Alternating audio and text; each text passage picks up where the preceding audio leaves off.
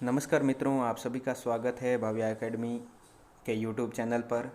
अपन लोग कक्षा 9 से 12 माध्यमिक शिक्षा बोर्ड की हिंदी व्याकरण और रचना प्रबोध की पुस्तक का अध्ययन कर रहे हैं, जो कि विभिन्न परीक्षाओं के लिए बहुत ही उपयोगी है और बेसलाइन आधारित पुस्तक है। इसी के क्रम में अपन ने अब तक पिछले अध्यायों का अध्ययन कर लिया और आज इसका नया अध्याय अपन शुरू कर रहे हैं, जिसका नाम है समास।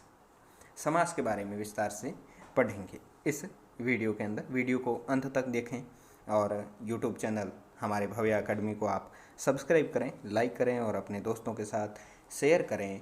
और आपको वीडियो कैसा लगा ये कमेंट बॉक्स में ज़रूर लिखें। चलिए शुरू करते हैं आज का टॉपिक, समास। देखिए मित्रों, समास इस शब्द में ही इसका अर्थ दिख रहा है। जैसे इसका अपन संधि करें तो समधन आस। सम का मतलब है पास, आस का मतलब है बैठाना, पास पास बैठाना या पास रखना, जो भी अपन कह सकते हैं। पास रखना या पास बैठाना, किसको? शब्दों को पास में बैठाना। दो या दो से अधिक शब्दों को पास में बिठाने को क्या कहते हैं? समास कहते हैं। एक बड़ा मान लीजिए वाक्य टाइप में शब्द है, उसको छोटा करके एक अर्थ में प्रयुक्त करना ही क्या है? समास है। समास मुख्यतः 6 प्रकार के समास है। कितने? 6। कौन कौन से समास है? 6। जैसे अविभाव समास, तत्पुरुष समास, क्रमधारय समास, द्विगु समास, द्वंद्व समास और बहुव्रीहि समास। अपन एक एक करके इनका विस्तार से अध्ययन करते हैं। शुरू करते हैं। समास शब्द का अर्थ संक्षिप्त या छोटा करना। संक्षिप्त या छोटा करना कैसे करना? दो या दो से अधिक शब्दों के मेल या संयोग, मेल या संयोग को समास कहते हैं। किसका? दो या दो से अधिक शब्दों के मेल को। इस मेल में विभिन्न चिन्हों का लोप हो जाता है। भाषा में संक्षिप्तता बहुत ही आवश्यक है और समास इसमें सहायक होते हैं। समास द्वारा संक्षेप में कम से कम शब्दों द्वारा बड़ी से बड़ी और पूर्ण बात कही जाती है। समास का उद्भव ही समान अर्थ को कम से कम शब्द में करने की प्रवृत्ति के कारण हुआ है। अर्थात बड़ा कोई वाक्य लिख रखा हो, उसको बहुत छोटे रूप में प्रस्तुत करना, अर्थात ये समास संक्षिप्तीकरण में बहुत ही महत्वपूर्ण है और भाषा को संक्षिप्त करने में के लिए ही समास की क्या हुई? उद्भव हुआ या उत्पत्ति हुई। जैसे दिन और रात में 3 शब्दों के प्रयोग के स्थान पर इसको समास के रूप में लिखें तो दिन रात लिख दिया गया, मतलब इसका छोटा रूप हो गया। एक शब्द यहाँ क्या हुआ और गायब हो गया और दिन रात से समास संक्षिप्त हो गया वो वाक्य।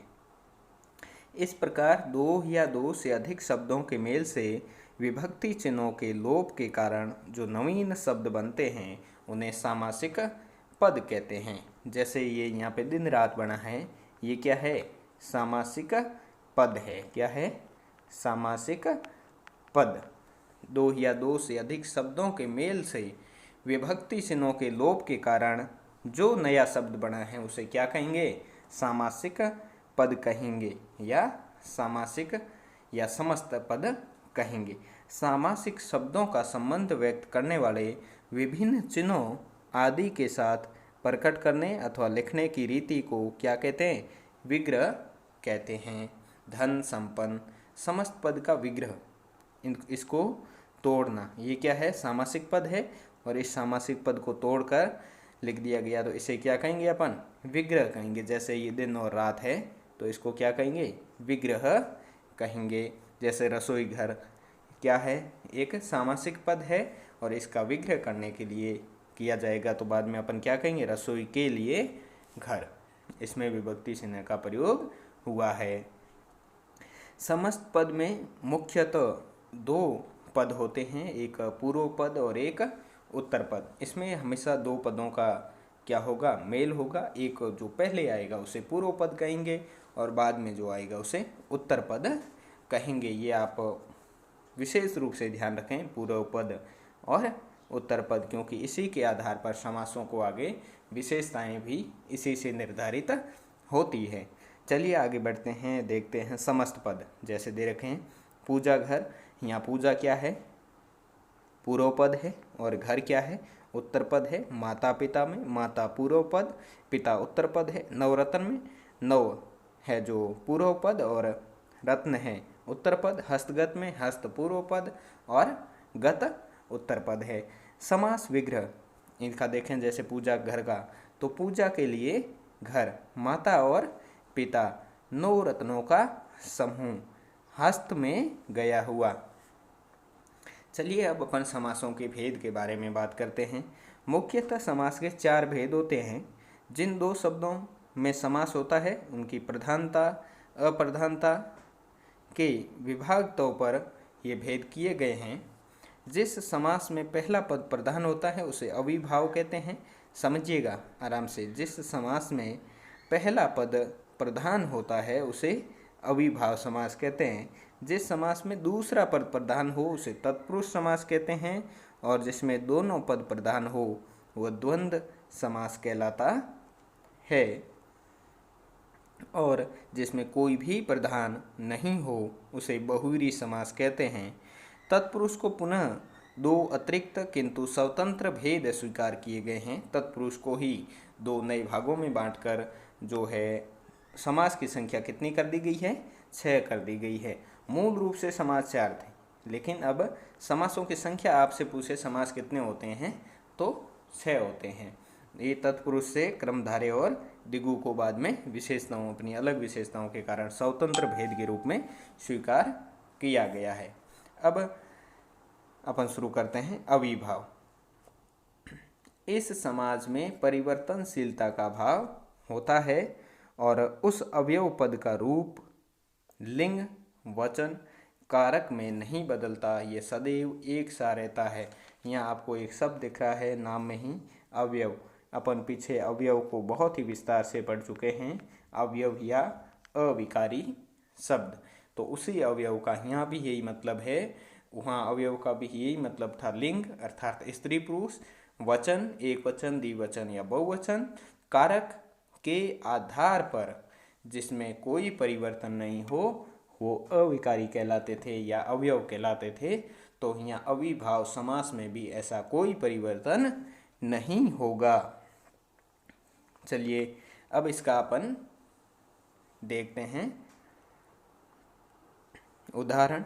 यथाशक्ति, शक्ति के अनुसार, यथा शक्ति शक्ति के अनुसार, यथा समय समय के अनुसार, प्रत्येक क्षण हर क्षण, यथा संभव जैसा संभव हो, आजीवन जीवन भर, भर पेट पेट भरकर, आजन्म जन्म से लेकर, आमरण मरण तक।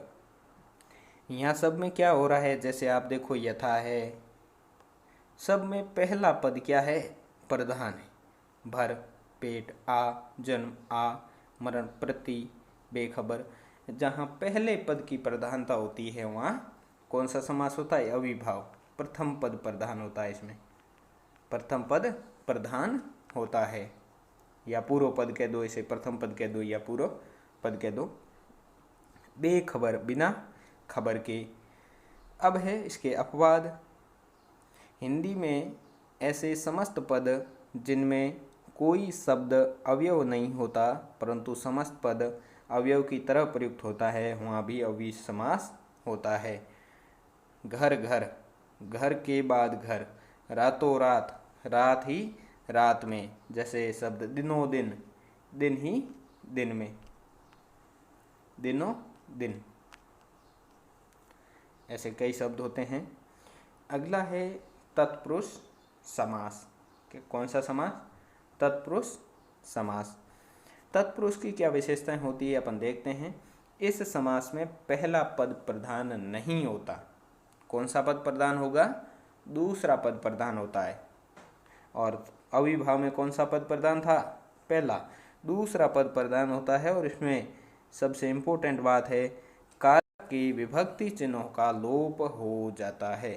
कारक के विभक्ति चिन्हों का लोप हो जाता है कर्ता व संबोधन कारक को छोड़कर। इसलिए 6 कारकों के आधार पर समास के 6 भेद हैं। इसी समास के तत्पुरुष को भी 6 भागों में बांटा गया है। किसके आधार पर बांटा गया है? कारक के आधार पर बांटा गया है। कारक के विभक्ति चिन्हों के आधार पर तत्पुरुष को भेद किया गया है और इसकी पहचान करने का भी तरीका यही कारक चिन्ह विभक्ति चिन्ह है। अब है कर्म तत्पुरुष। कर्म का विभक्ति चिन्ह क्या होता है? को। कर्ता ने होता है और कर्म को होता है। कर्म को, तो को जहाँ भी आएगा बीच में वो क्या हो जाएगा? कर्म तत्पुरुष होगा। तो तत्पुरुष जहाँ भी कारक में कारक की विभक्ति चिन्हों का प्रयोग हो वहाँ समास तो तत्पुरुष होगा, लेकिन तत्पुरुष में ही पूछे तो उसका अलग अलग डिवाइडेशन हो जाएगा। कर्म को, कर्म में कौन सा विभक्ति चिन्ह होगा? को। अब ग्रामगत, ग्राम को गत, इसको आप सही शब्दों को जब विग्रह करेंगे तो उसका अर्थ भी सही निकलना चाहिए और पढ़ने में भी सही लगना चाहिए, शुद्ध शब्द बनना चाहिए। आप ये ध्यान रखना, तो आपका विभक्ति चिन्ह सही बैठेगा। अब पद प्राप्त, पद को प्राप्त, सर्वप्रिय, प्रिय, सर्व को प्रिय यानी सभी को प्रिय, यश प्राप्त, यश को प्राप्त। शरणागत, शरण को आया हुआ, सर्वप्रिय, सभी को प्रिय। करण तत्पुरुष, वहाँ वो तत्पुरुष था कर्म और अगला करण। कर्ता ने कर्म को करण से, विभक्ति चिन्ह कौन सा होगा? से। अब भावपूर्ण, भाव से पूर्ण। बाणाहत, बाण से हत। हस्तलिखित, हस्त से लिखित। बाढ़ पीड़ित, किससे पीड़ित? बाढ़ से पीड़ित। तो यहाँ विभक्ति चिन्ह कौन सा आ रहा है? करण तत्पुरुष में से। कर्ता ने कर्म को, कर्म में कौन सा था? को, और करण में से। इसको आप इसी तरह याद कर लीजिए। अगला है संप्रदान तत्पुरुष। संप्रदान तत्पुरुष का मतलब है के लिए विभक्ति चिन्ह का प्रयोग होगा। कौन से विभक्ति चिन्ह का प्रयोग होगा? संप्रदान तत्पुरुष में के लिए। कर्ता ने देख लिया, कर्म को, करण से, संप्रदान के लिए। गुरु दक्षिणा, गुरु के लिए दक्षिणा। अब यहाँ आप भले ही लगा के देख लीजिए, गुरु दक्षिणा में गुरु को दक्षिणा, गुरु से दक्षिणा होता नहीं है, गुरु के लिए दक्षिणा होता है। राह खर्च, राह खर्च, राह के लिए खर्च। बालामृत, बालकों के लिए अमृत। युद्ध भूमि, युद्ध के लिए भूमि। विद्यालय, विद्या के लिए आलय। यहाँ के लिए का मतलब तत्पुरुष समास, और तत्पुरुष समास में भी संप्रदान तत्पुरुष समास। अब है अगला आपादान तत्पुरुष समास। कर्ता ने कर्म को करण से, संप्रदान के लिए, आपादान से। यहाँ से अलग के भाव में आएगा। से कहाँ आएगा? पृथक या अलग के भाव में से आएगा। वहाँ करण तत्पुरुष नहीं होगा। कौन सा तत्पुरुष होगा? आपादान तत्पुरुष होगा, अलग के भाव में। जैसे पेड़ से पत्ता गिरा, देश निकाला, देश से निकाला। तो यहाँ देश से अलग होने की बात हो रही है, आप समझें इस बात को। देश निकाला, देश से निकाला। बंधन मुक्त, बंधन से मुक्त। पथ भ्रष्ट, पथ से भ्रष्ट। ऋण मुक्त, ऋण से मुक्त। देश निकाला, देश से निकाला। बंधन मुक्त, बंधन से मुक्त। पथ भ्रष्ट, पथ से भ्रष्ट। ऋण मुक्त, ऋण से मुक्त। सभी से अलगाव या पृथकता का भाव पैदा होगा तो आपादान तत्पुरुष समास होगा। अब अगला है संबंध तत्पुरुष कारक, अर्थात का, के, की चिन्हों का प्रयोग होगा। कर्म में को का, यहाँ को नहीं है। का, के और की, का, के, की विभक्ति चिन्हों का प्रयोग होगा। कौन से समास में? संबंध तत्पुरुष समास में। जैसे उदाहरण देखते हैं अपन, संबंध तत्पुरुष समास के गंगा जल, गंगा का जल, नगर सेठ, नगर का सेठ, राजमाता, राजा की माता, जल धारा, जल की धारा, मतदाता, मत का दाता। इस प्रकार से जिसमें विभक्ति चिन्हों का, के, की का प्रयोग हो वहाँ तत्पुरुष कारक, संबंध तत्पुरुष कारक होगा।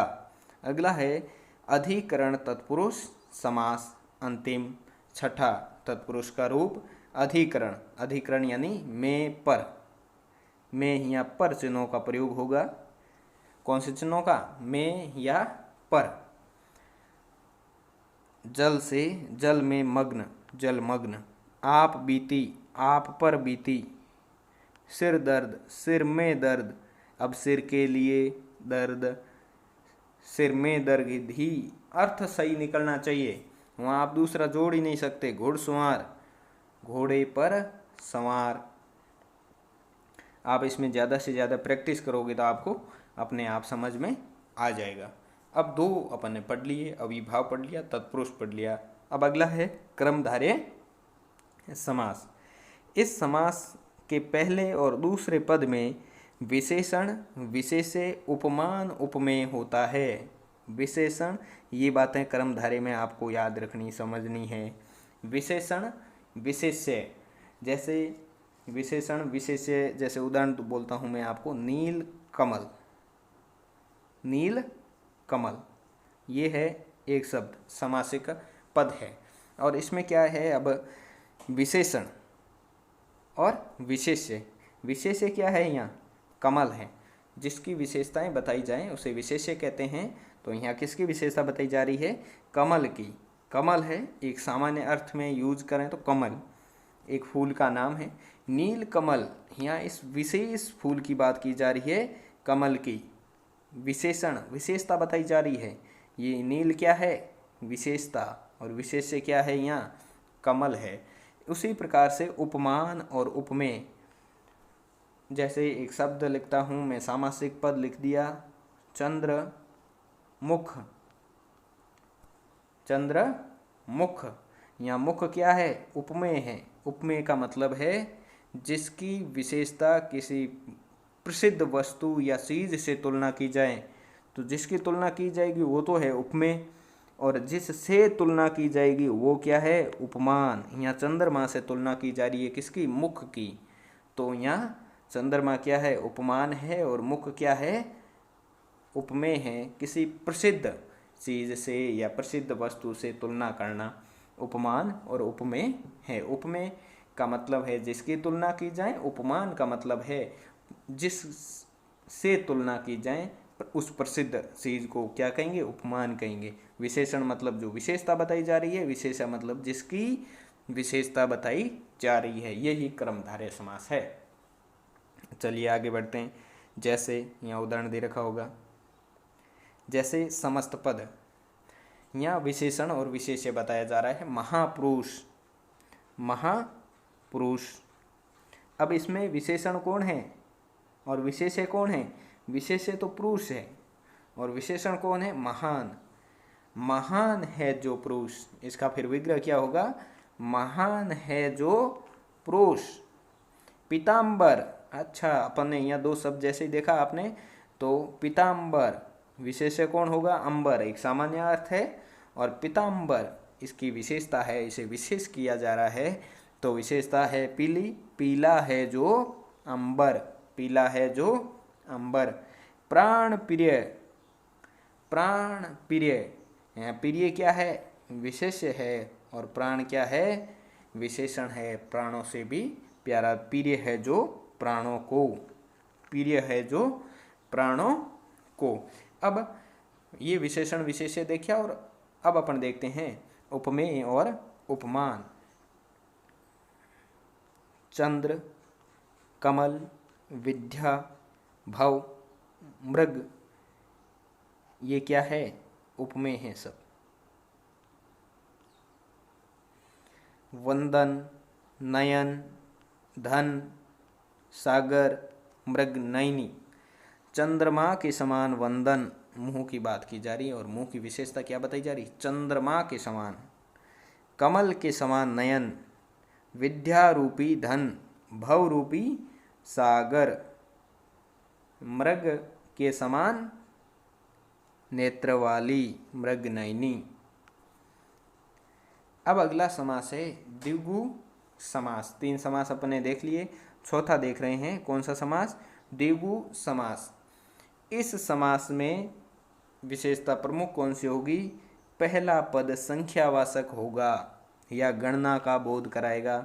संख्यावाची पहला पद हो, द्विगु, आंख बंद करके कर दो, द्विगु हो जाएगा, संख्यावाची हो पहला पद, और गणना का बोधन कराता हो, तथा दूसरा पद है क्योंकि इसमें बहुधा यह जाना जाता है कि इतनी वस्तुओं का समूह है, जैसे नवरत्न, नौ का, सप्ताह 7 दिनों का समूह, त्रिमूर्ति 3 मूर्तियों का समूह, नवरत्न 9 रत्नों का समूह,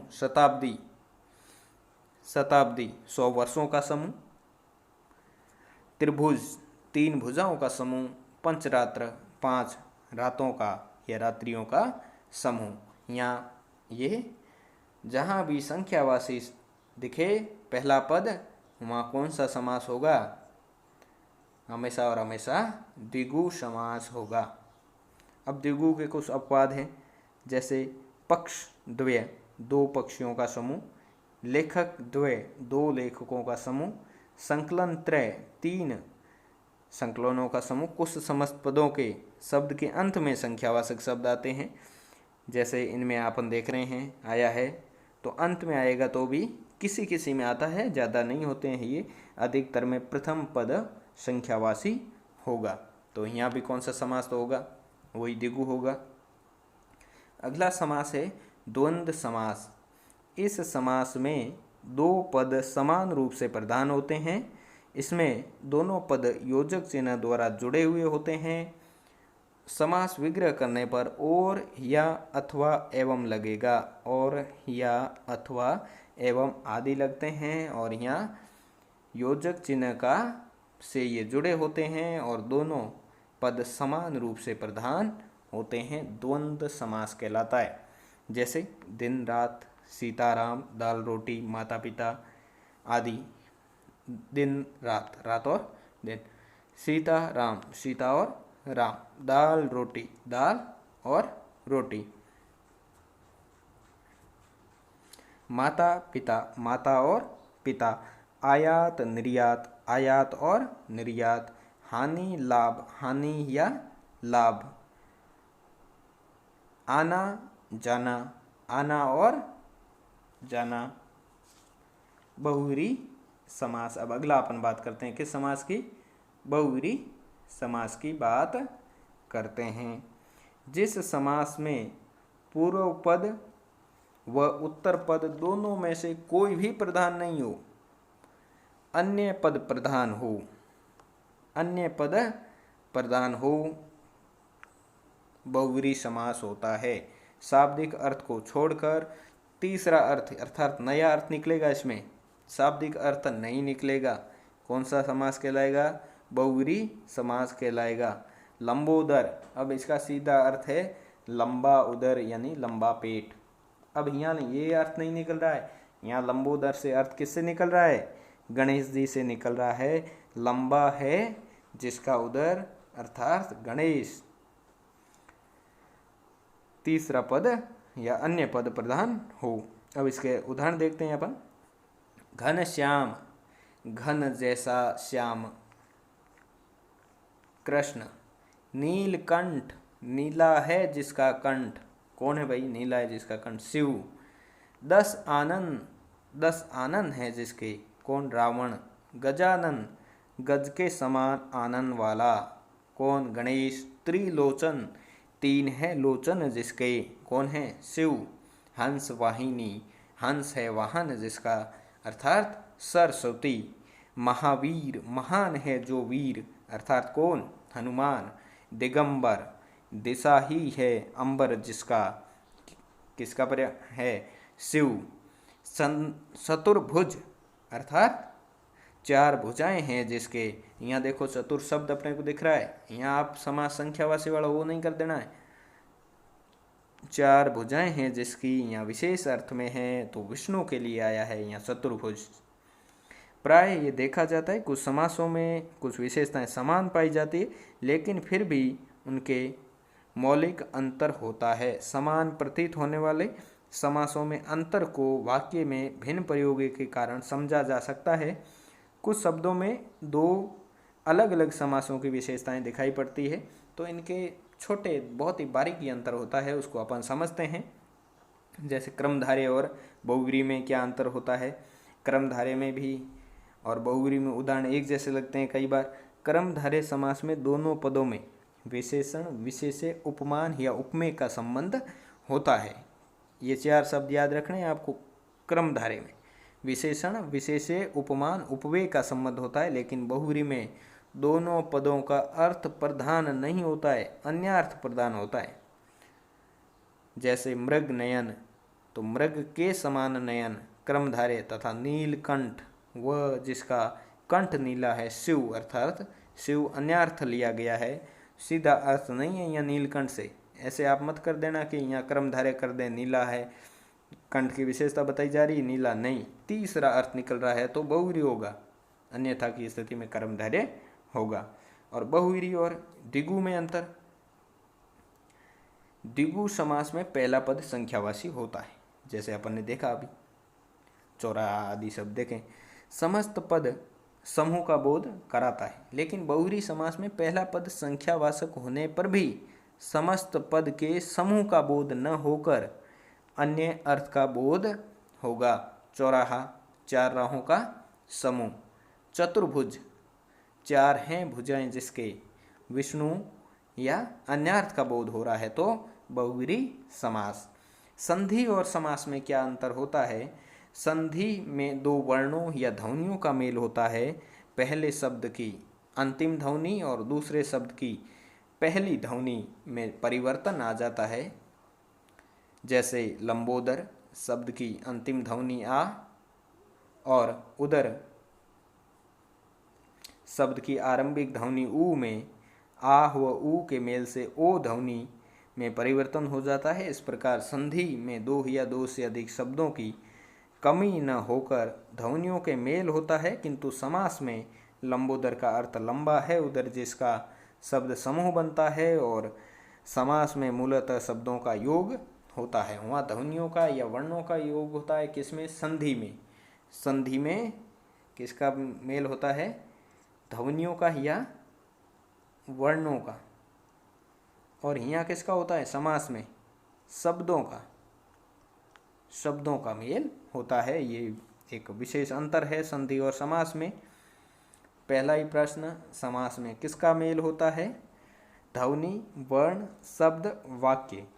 जिस शब्द में प्रथम पद प्रधान हो उसे क्या कहते हैं। कारक के आधार पर किस समास के भेद किए जाते हैं। समस्त पद का किया जाता है, क्या किया जाता है, विच्छेद किया जाता है, विग्रह या विलोप या विचलन। तो ये बहुत ही आसान प्रश्न है, 4 के 4। निम्नलिखित शब्दों का विग्रह करते हुए समास बताने हैं। आपको कौन सा समास है, जैसे यथाशक्ति, 10 आनंद, भला बुरा, नवरत्न, नीलकमल, आमरण, चंद्र मौली। सारे के सारे अच्छे से अपन पीछे समझ चुके हैं, तो आप इनका समास विग्रह कीजिए और यहाँ समास लिखिए, तो आपके ये प्रैक्टिस काफ़ी अच्छे से हो जाएगी। बिना देखे कीजिएगा, आपने पीछे जो समझा है उसी के आधार पे अब समास की परिभाषा। चलिए मित्रों, बहुत बहुत धन्यवाद, आपने क्लास देखी। आज की ये समास की क्लास थी। अगली क्लास के साथ फिर आपके सामने उपस्थित होंगे। तब तक के लिए नमस्कार, जय हिंद, जय भारत।